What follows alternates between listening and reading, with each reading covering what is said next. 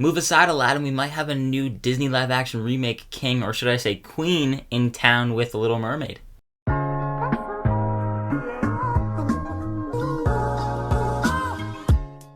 The Little Mermaid stars Halle Bailey, Jonah Hauer-King, Javier Bardem, and Melissa McCarthy. And it of course tells the story of a young mermaid who makes a deal with a sea witch to trade her beautiful voice for human legs so she can discover the world above water and impress a prince. And after that first teaser trailer premiered for this movie back at D23 in September of 2022, I was immediately sold on this movie, specifically from Halle Bailey and even just her 10-15 second clip of her singing alone. When it comes to my thoughts on the original movie, I'm not the biggest fan of it. I don't hold it to such a high standard like I know many people do. I didn't really grow up on it, and I think it's a solid movie. But that being said, there wasn't really such a high bar to really top, and I would say that this movie does top that original movie, and I think it was great, and I totally damn near loved it. But before I get more to my in-depth thoughts on this movie, make sure to hit that like and subscribe button, and comment down below what are your thoughts or expectations for this live-action remake of The Little Mermaid.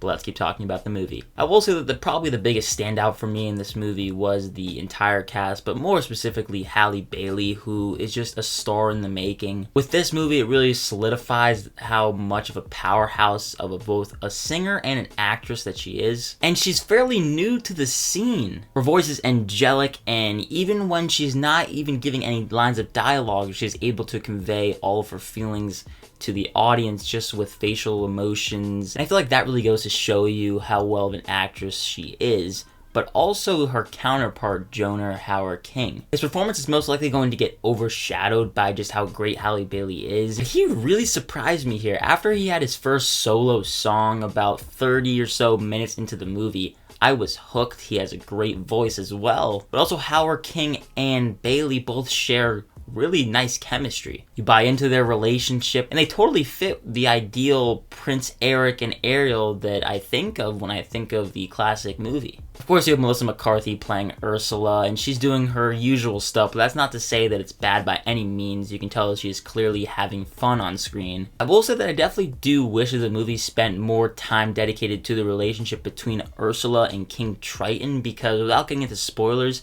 these two characters have a past that is newly explored in this movie. It wasn't even really touched upon in the original 1989 movie. It would have definitely benefited had they have explored a little bit more, and you would have maybe bought into Ursula and her anger towards both King Triton and Ariel. And lastly, Daveed Diggs as Sebastian. He had some big shoes to fill, as that original performance from Samuel E. Wright is one of the most iconic voice performances in all of movie history, I'd argue. And I honestly do think that he did a great job. He doesn't try to outdo what Wright did in the original movie by any means. He puts his nice little spin on it. It took me a little bit to get into it, but after Under the Sea, I really was a fan of his performance. But speaking of Under the Sea, thankfully this movie has awesome musical sequences. It adds new songs, of course, and also has the original songs that you know, Under the Sea, Part of Your World, of course, Kiss the Girl. All those are obviously in this movie. And those sequences were just delightful, visually very pleasing, and I would say as a whole, this movie was very engaging and immersive, except from time to time when the CGI would definitely be inconsistent. At times it would go from looking honestly nearly great to pretty poor. But I was singing along and tapping my feet, and that's the best thing that you can ask for in a musical. As a whole, it was very charming. Also, some funny moments in there too. I definitely appreciated how it wasn't a shot-for-shot remake like other Disney live-action movies have been. And most specifically, what it does better than the original movie is it fleshes out the runtime. It doesn't rush through.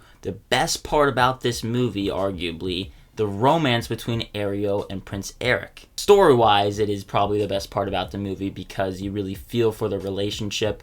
Might be a little melodramatic and cheesy, but it is a love story after all. Much needed extension of the runtime, nearly 40 minutes longer than the original. It really helped flesh out both the characters, both the sides of the story. Then you can actually feel something in moments where before it kind of just felt like we were jumping from scene to scene just trying to get to the end of the movie. I understand animated movies go for shorter runtimes though, as they are more targeted towards kids. And I would say that kids probably like 7 and up will find more to appreciate appreciate about this one than younger audiences. But I think when it comes to being a family film, it's everything you can ask for. I was very surprised to see how much I enjoyed this movie. I thought it was great. I obviously talked about how terrific the performances are, and I enjoyed diving more into the characters, although I still don't understand how Scuttle can go underwater, but I'll ignore that. The brisk pacing also really helps in the end, with a terrific score to top it all off when you just get a great under the sea adventure with this movie. I'm gonna give The Little Mermaid a B+. Colored me surprised. I thoroughly enjoyed this one, but I want to know, what did you think of this movie? Let me know down below. I want to thank you so much for watching this review, and again, if you did enjoy it, make sure to hit that like and subscribe button, as well as that notification bell so you don't miss any further videos. And as always, look forward to more videos and reviews coming soon. My name is Ben, people call me Meter, and I'll see you guys in the next one.